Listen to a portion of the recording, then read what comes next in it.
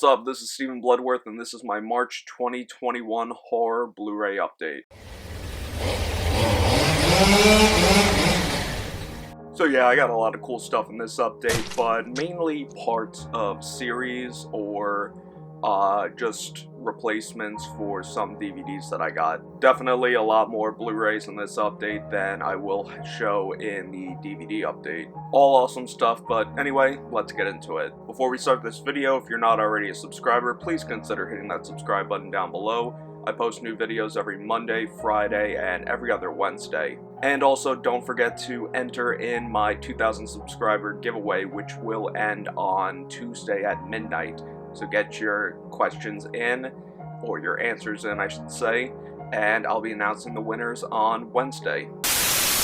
Now, I only got one 4K this update, and I haven't seen this film since I was in college, but I really wanted to give it another shot, and that one is Requiem for a Dream. I really wanted to see this in college, especially because I loved Jared Leto from 30 Seconds to Mars, and I especially loved him in Mr. Nobody. But I know a lot of people either love or hate this one. I'm kind of in between it, but if you're a fan of Requiem for a Dream, drop a comment down below. And then I got a bunch of Arrow titles this update. The first one, I first heard about this guy from the Jerry Springer Show, and I thought he was a complete psycho. And I think it's really cool that somebody did a documentary on him, and that one is the El Duce tapes.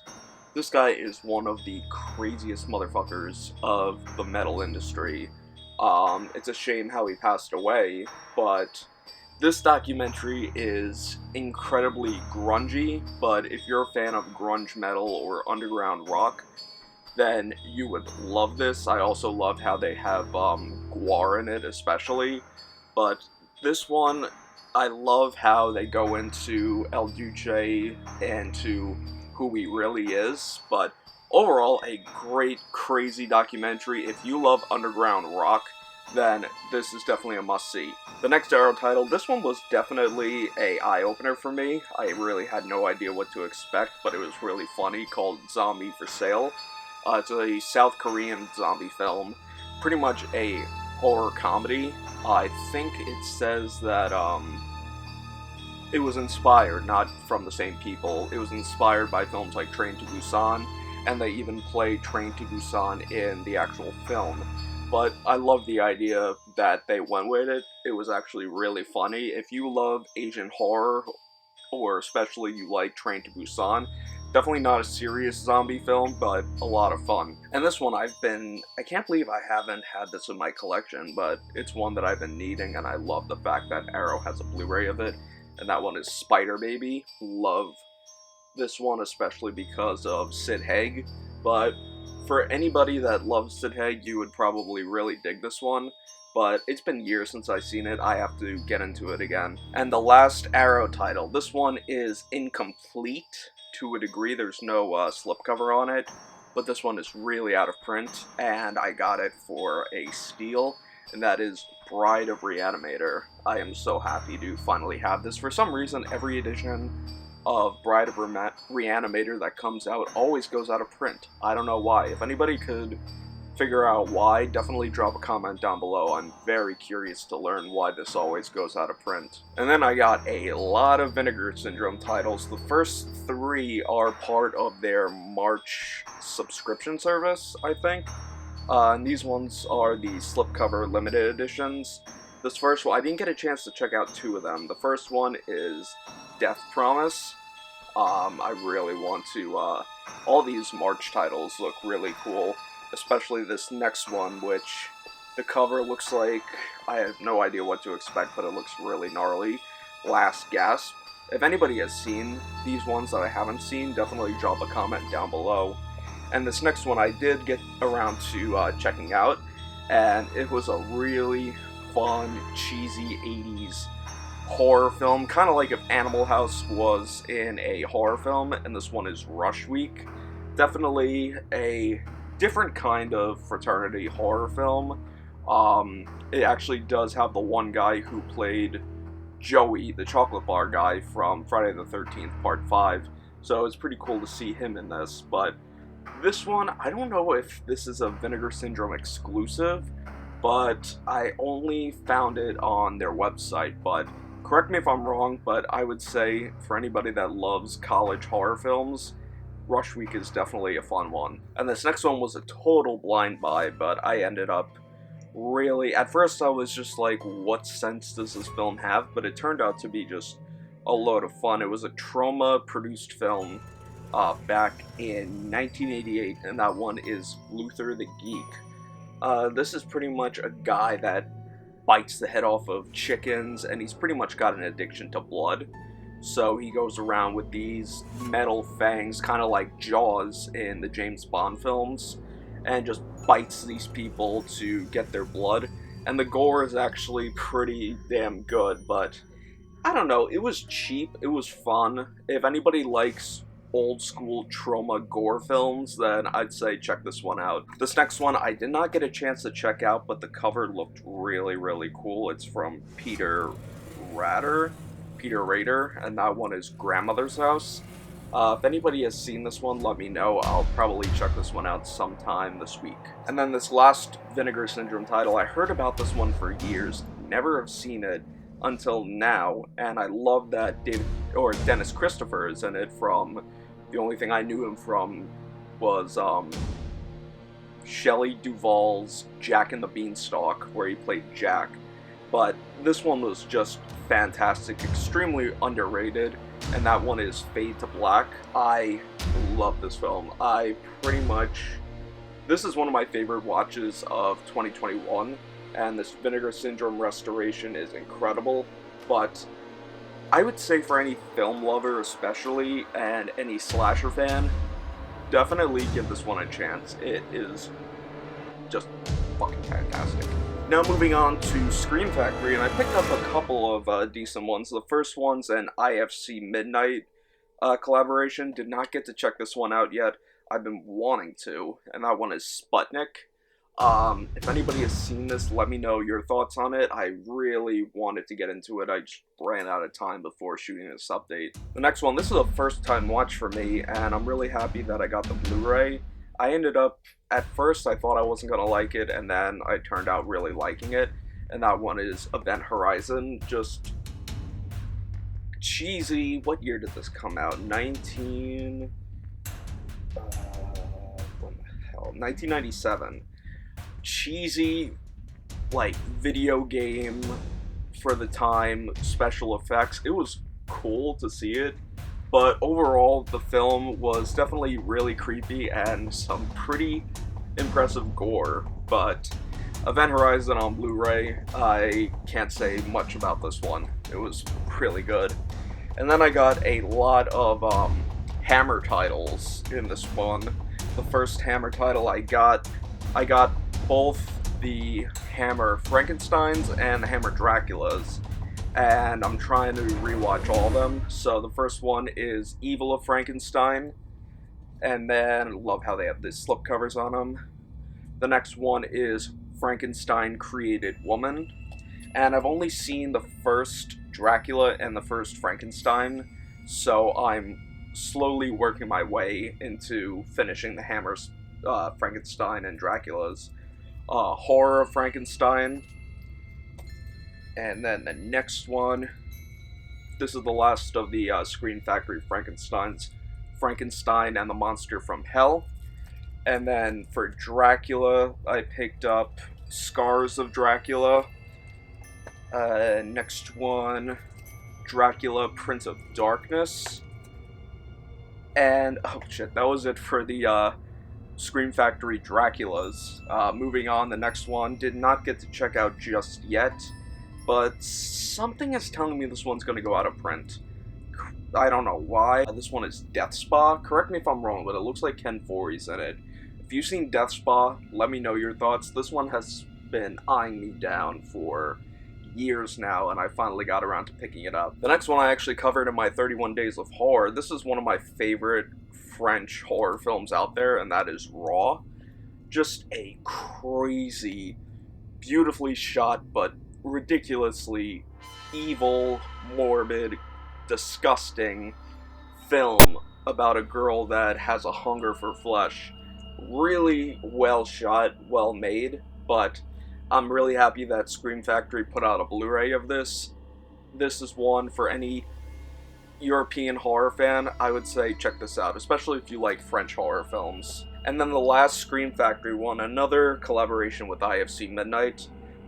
First time watching this one, and I was surprised. I actually ended up really liking it. And that one is The Autopsy of Jane Doe. This one, it was, if you like films revolving around kind of mystery or crime with paranormal aspects, then this is one to definitely check out. And then I got a lot of AGFA titles in this one. The first one, and I remember grabbing it, but I got pulled away for something.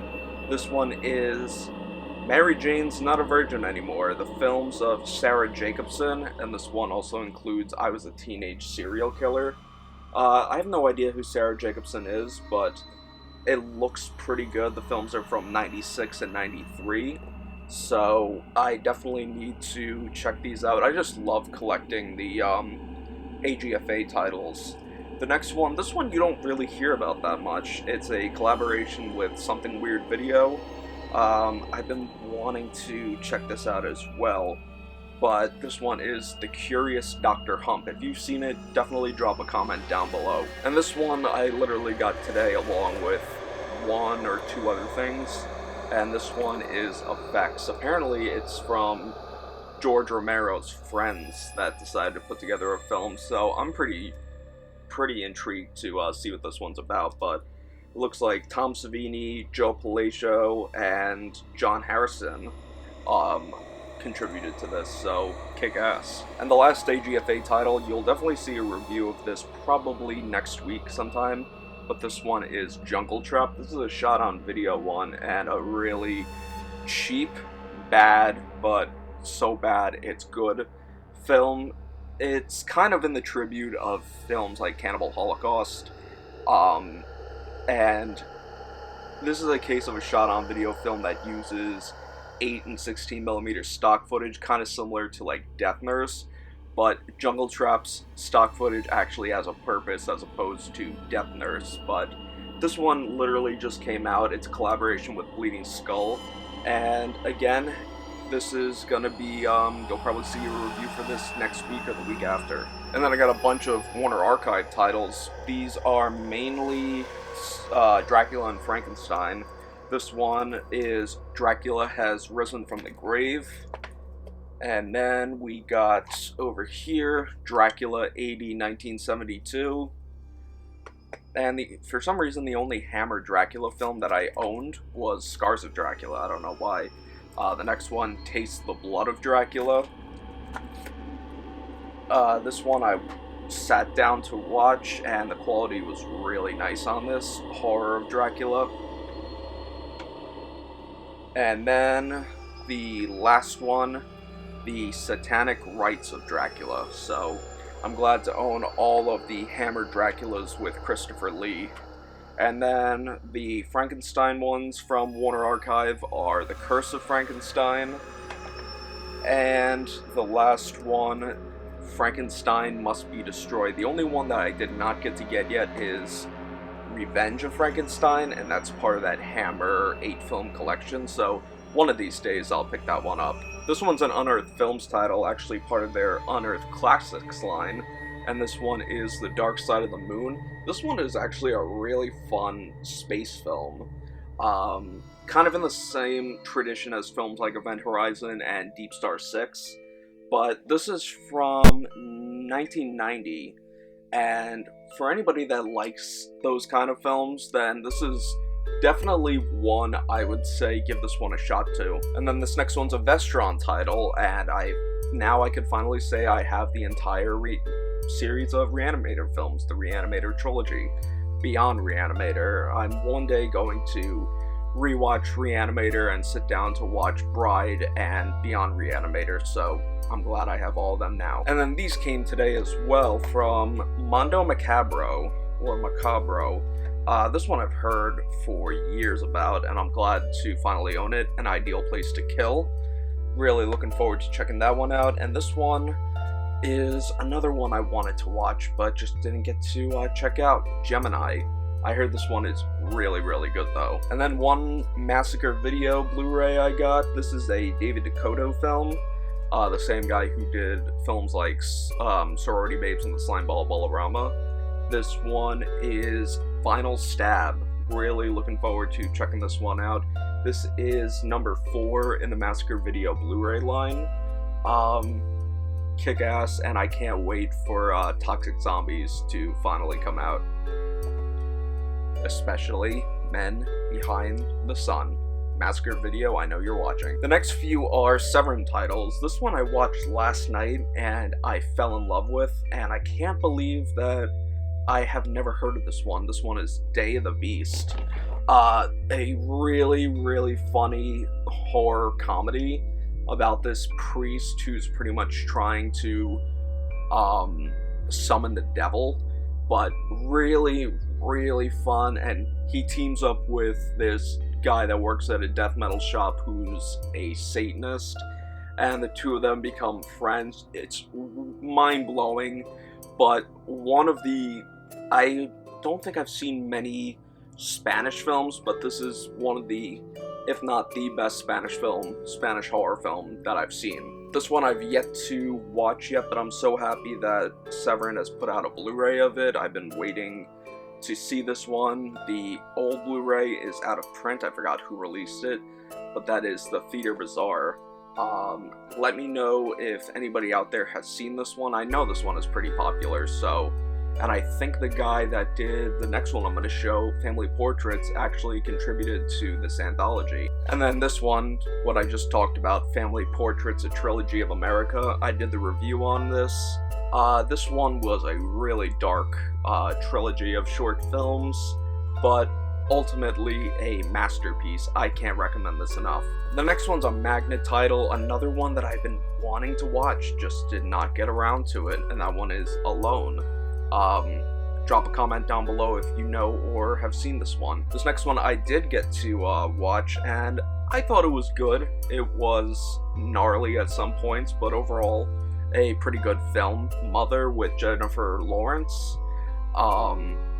Yeah, not bad. It was a pretty weird film, but I dug it. The next one's a documentary. I'm pretty sure just about everybody has seen this by now. The last blockbuster about the last blockbuster in the world, and this has like Kevin Smith and Doug Benson in this, but my mouth is so dry I can barely talk.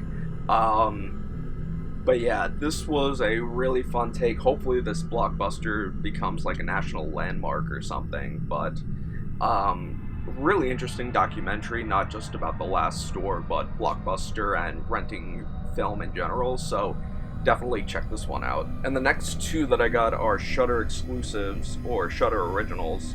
This one is one that I never heard of until recently, and I'm really happy that I have it and I've seen it, especially knowing that Ken Foree has a part in this, and this one is Horror Noir, A History of Black Horror.